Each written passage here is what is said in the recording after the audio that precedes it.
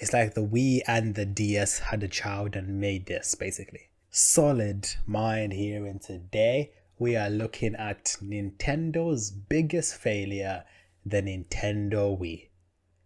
What I will say is it actually looks very similar to a lot of the common handhelds. Steam Deck, ROG Ally, X as well, Ioneo. So quite a lot of the modern handhelds have similar features to this. They look better, bigger, and more beautiful, but this looks very similar to what we currently have in today's era. But it was Nintendo's biggest failure. I'm just saying that as a fact, from my opinion. But should you guys buy it? Let's find out together. A very, very weird console, but I do think it was a very good console. And I actually like this console a lot. I don't necessarily, maybe I don't like the console itself, but I like the games that platform on this console. I like the idea of it. And you have to remember, if we never got the Nintendo Wii U, we would have probably never gotten the Nintendo Switch. So we do have to kind of remember that type of aspect. That is a good point. The Switch is one of the best-selling handhelds of all time. I will say that for a fact. So the Wii U did come before that. So Nintendo learned the DS was like the starting point. The Wii U was more of like the in-between. And then the Wii came out and it's like, we've learned. Here you go. To it. But when looking at the Nintendo Wii U, there is still, I would say, a lot to love about this console. And if you're planning on buying it, I would probably say just go ahead, save your money, and just go buy a Nintendo Switch. I agree. In fact, these Nintendo Wii U's have been only going up in the used market quite a bit. So if you have a Wii U, you can probably keep it or just, retain it for a little bit and then sell it whenever you don't need it anymore, or sell it when the Switch successor comes out. And then you might be able to buy a Switch successor depending on that price for a used price of a Nintendo Wii U. So on the exterior of the Nintendo Wii U, this was kind of like a hybrid portable console, not really. Yeah, one thing I do like is, yes, the screen is small, but being able to hold it, because of all this space, it still must be good. The fact that there was a camera there, that's not bad as well. But this looks a lot like a 3DS XL type of screen. Maybe that's what they used inside of it. So this essentially, as most of you know, it was a dedicated, console that you had plugged into your TV, but it was also a dedicated gamepad as well. So as long as you were in the vicinity of your particular, gaming console, you were able to go ahead, pick up your Nintendo Wii U, mess around with it, use it as you normally would, and it was a pretty cool experience. I was a very big fan of the Wii U, but I didn't really... Yeah, even the pen he's using looks a lot like the 3DS and the 2DS.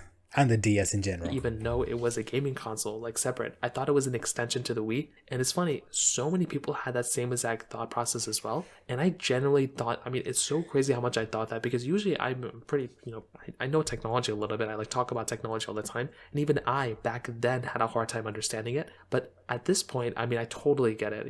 I think it was actually a pretty decent way of Nintendo kind of getting into like a handheld gaming console kind of situation. They already made the Nintendo 3DS. They already made the DSi and DSi XL. So this menu looks almost identical to the Nintendo Wii menu.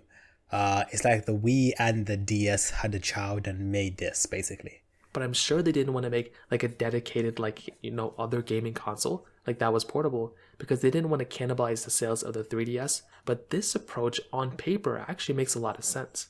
By having a portable gaming console that was tied to like a gaming console, like you had to plug into your TV, it's not like you could take this thing on the go. That's exactly what Nintendo wanted. That way you would be more inclined to go ahead and buy a Nintendo 3DS.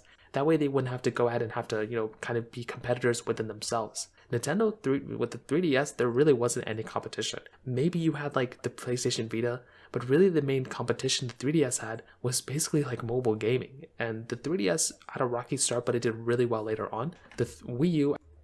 It's still doing well, actually, right now. I had a rocky start and a rocky beginning and a rocky ending and a rocky middle. Like, it was rocky all over the place. But I do think for the most part, the separate of the gaming console, this reminds me a lot of the PS5. What do you even call it? The PS5 Portal. in terms of you're kind of tethered to your TV in a way. Um, I know the main aim was that it wasn't meant to eat into the market share of the 3DS, which was doing great. So I get it, but I know you're meant to connect it to your TV as well to be able to play games, but I'm not sure. Portable gaming, not really hybrid of this particular console, on paper seemed good, but it was not executed that well. Now, the cool thing about the Wii U was that it was backwards compatible with all the Nintendo Wii games. And I think that is actually a very, very cool thing. It had that disc tray, so you could just plug in all the Wii games that you wanted to within this console, which was a very good thing going on for this particular device. And I do Okay. think that in and of itself was another really cool thing going on here. And the Wii U was a, monstrously more powerful console as far as we could tell from the Wii. Well, one thing I will say is that when it comes to Nintendo gaming consoles, talking about the games you can get is not even in the conversation because they're all backwards compatible.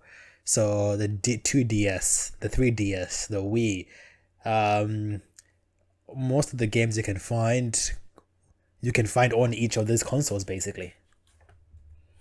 The Wii was just slightly more, powerful than the GameCube, but the Wii U was a lot more powerful than the, Wii. So it's a lot more. You can play HD games. This was their first dedicated HD console, and because of that, I mean, they had a lot of different, I guess, things they had to do with this particular device. But you have to remember that this was, I guess, a little bit of a learning lesson from Nintendo. With their first, as far as I know from the research I've done, their first, I guess, release of games that kind of came out for this particular device really wasn't that great. They had games, they had some good stuff here and there, but for the most part, their first batch of games that came out for the Wii U, it wasn't really that massive. And their actual Okay. main titles that they had, like the Mario game of that time and So I'm guessing they made specific games for Wii U that played better on the Wii U console.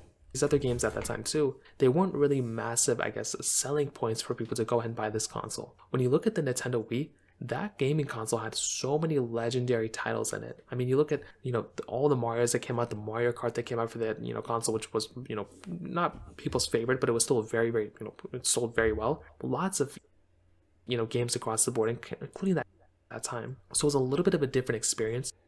And I do think because of that, Nintendo took a pretty big L here. They just had a lot of competition, and with the mixture of the competition and this console not doing that well, it was just a perfect storm for this console not to do that well. Now, I will say the display of this thing still looks pretty good. It's not a terrible console, but you can definitely tell this thing looks a little bit outdated. But I bring this up because, like I said, the Nintendo Wii U had to fail, I guess, in a way, for the Nintendo Switch to actually.